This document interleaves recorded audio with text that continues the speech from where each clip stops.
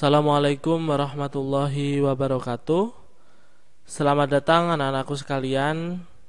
Untuk mengawali pembelajaran pada hari ini, marilah kita berdoa terlebih dahulu kepada Allah Subhanahu wa taala dengan membaca suratul Fatihah. Ala hadiniyah wa ala kulli niyatin sholihah. Al-Fatihah. A'udzubillahi minasyaitonir rajim. Bismillahirrahmanirrahim. Arrahmanirrahim. Maliki yaumiddin. Iyyaka na'budu wa iyyaka nasta'in. Amin amin ya rabbal alamin. Nah, anak-anak sekalian, kali ini kita akan belajar mengenai perkembangan ilmu pengetahuan pada masa Umayyah. Jadi, harus diketahui masa Umayyah itu ada dua. Pertama, masa Bani Umayyah pertama, yaitu dipimpin oleh Abu Sufyan, pertama awal berdirinya setelah runtuhnya Ali bin Abi Thalib. Kemudian Umayyah II itu setelah runtuhnya Bani Abbasiyah yang letaknya ada di Cordoba, Spanyol. Nah, tahu nggak kalian semua bahwasanya sejak dahulu itu kemajuan suatu bangsa selalu ditandai dengan kemajuan dalam bidang ilmu pengetahuan dan budaya. Jadi kalau kalian itu melihat negara maju, itu lihat lagi ilmu pengetahuan dan budayanya. Kalau ilmu pengetahuan dan budaya itu maju, nah itu berarti bisa dikatakan negara maju. Nah, dalam sejarah itu tercatat bahwa semasa pemerintahan khalifah Daulah Umayyah, hal ini sudah terbukti. Baik semasa Daulah Umayyah di Damaskus atau ini bisa dikatakan Umayyah I maupun Daulah Umayyah di Andalusia, Spanyol. Ini Umayyah II. Nah, Damaskus itu menjadi saksi bahwasanya Islam itu pernah memiliki masa kejayaan yang super gitu ya. Nah, pada masa itu tuh ya bangunan, terus kemudian tata kota itu rapi semua. Kita bisa lihat nih di sini. Bangunan estetiknya bagus, kemudian pemandangannya bagus, tata kotanya juga bagus. Nah, ini pada masa kejayaan Bani Umayyah. Kemudian pada waktu itu di kota Damaskus itu juga terkenal dengan kota pelajar. Pada waktu itu jumlah sekolah di kota Damaskus itu mencapai 20 sekolah. Ini perbandingannya ya waktu itu ya. Kalau sekarang lebih banyak lagi pastinya. Sejumlah perpustakaan besar juga didirikan untuk mendukung tumbuh kembangnya ilmu pengetahuan. Jadi di sana perpustakaannya itu besar-besar. Nah, Daulah Umayyah di Andalusia pun tak mau kalah dengan periode Daulah Umayyah di Damaskus. Nah, ini jangan bingung. Memang Umayyah itu memiliki dua masa kejayaan. Pertama, Umayyah I itu setelah perebutan tahta dengan Ali bin Abi Thalib, yang mana ibu kotanya ada di Damaskus. Yang kemudian Daulah Umayyah II itu ada di Andalusia, Spanyol, yang mana berdirinya itu setelah atau bisa dikatakan bareng dengan Bani Abbasiyah. Jadi periodenya udah beda ya. Kekhalifahan Bani Umayyah di Spanyol itu menjadikan Cordoba sebagai ibu kotanya. Kota Cordoba menjadi pusat ilmu pengetahuan dan di kota ini pun didirikan Universitas Cordoba. Jadi di situ ada kampus, di situ juga ada perpustakaan yang mana buku yang dikoleksi perpustakaan itu sampai 400.000 judul.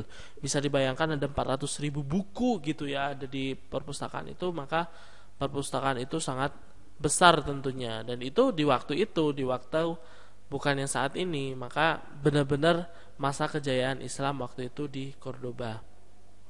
Nah, Umayyah itu berdiri selama 90 tahun. Ini salah ya, bukan 9 tahun. Pendirinya itu bernama Muawiyah bin Abi Sufyan bin Harb bin Umayyah. Nah, kita lihat silsilah keturunan keluarga Bani Umayyah. Abu Sufyan itu ada di mana? Abu Sufyan itu ada di sini. Abu Sufyan. Nah, nama Bani Umayyah itu disematkan ke embahnya Abu Sufyan di sini, Umayyah.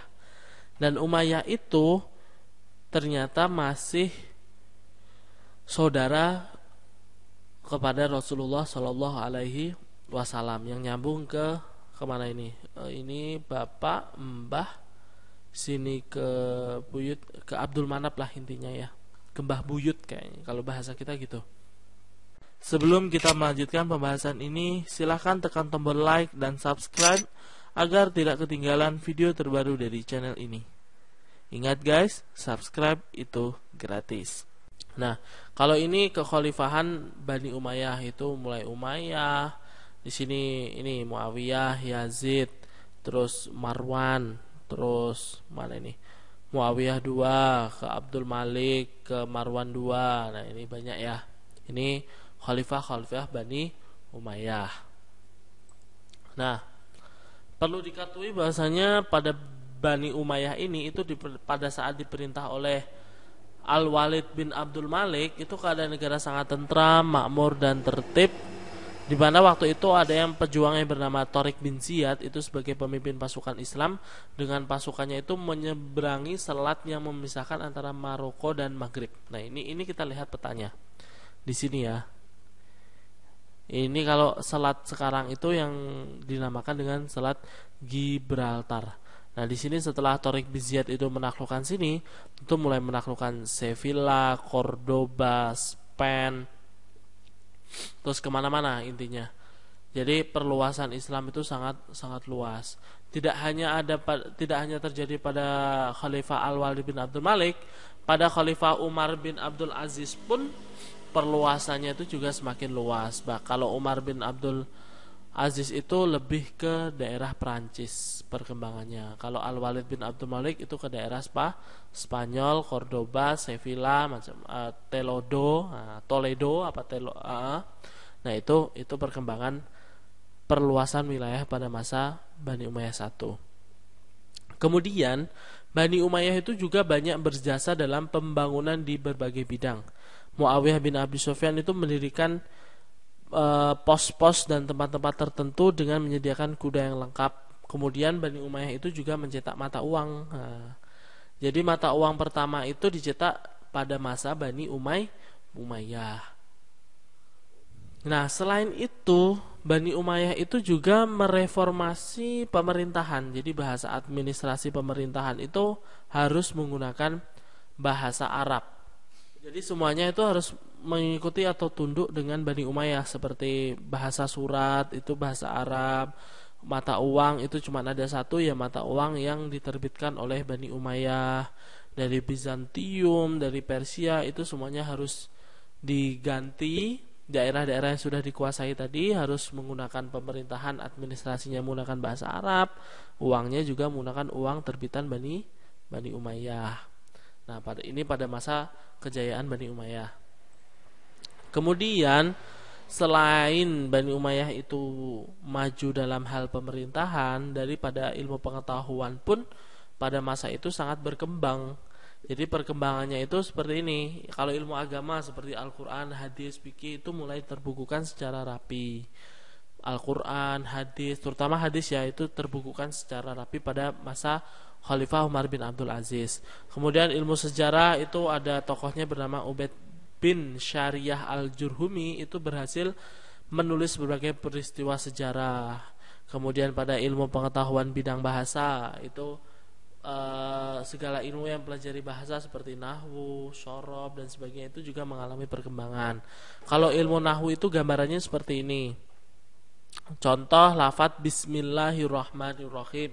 Nah, kenapa lafadz Allah di situ dibunyikan Bismillahi, bukan Bismillahu, bukan Bismillaha, atau Ar-Rahmani, Ar-Rahmanu, Ar-Rahmana. Nah, itu yang membahas adalah ilmu nahwu. Jadi kalau anak-anak sekalian mau belajar ilmu nahwu, nah nanti bisa paham tuh. Oh, ini ternyata bacanya Ar-Rahmana. Oh, ini waktunya dibaca Ar-Rahmani. Oh, ini waktunya dibaca Ar-Rahmanu. Nah, itu bisa. Makanya yang belajar bahasa Arab ini atau mempelajari nahwu sorobnya itu bisa membaca tulisan Arab yang tidak ada harokatnya. Contoh seperti ini. Nah, itu bisa dibaca. Kemudian juga ada perkembangan ilmu filsafat. Ilmu filsafat itu ilmu fikir ya. Contohnya ini kitabnya As-Sulamul Munawwaraq fi Ilmil Mantiq. Nah, ini kitabnya bernama Sulamul Munawwaraq. Isinya tentang mengenai ilmu mantik. Nah, itu juga ada. Jadi perkembangan dari Bani Umayyah itu sangat banyak gitu ya, sangat banyak perkembangannya. Baik pemerintahannya bagus, dari ilmu pengetahuannya juga tidak kalah. Nah, itu sekilas mengenai Bani Umayyah 1. Nah, selesai videonya. Untuk tugasnya adalah tonton video ini sampai selesai. Kalau nggak paham, tonton lagi dari awal. Nggak paham, tonton lagi dari awal. Oke. Nah, kemudian tugasnya juga bacalah kisah teladan Al-Zahrawi halaman 106. Kemudian tulislah pelajaran yang dapat kamu ambil dari kisah teladan Al-Zahrawi tersebut. Ditulis ya, untuk tugas minggu kemarin silahkan dikumpulkan, dan ini untuk tugas minggu kemudian. Terima kasih. Semoga kita selalu dalam kesehatan dan lindungan Allah Subhanahu wa taala. Semoga kita mendapatkan barokatul ilmi, barokatul taklim, barokatul muta'alim. Amin Allahumma amin. Terima kasih, Bapak tutup sampai sekian. Wassalamualaikum warahmatullahi wabarakatuh.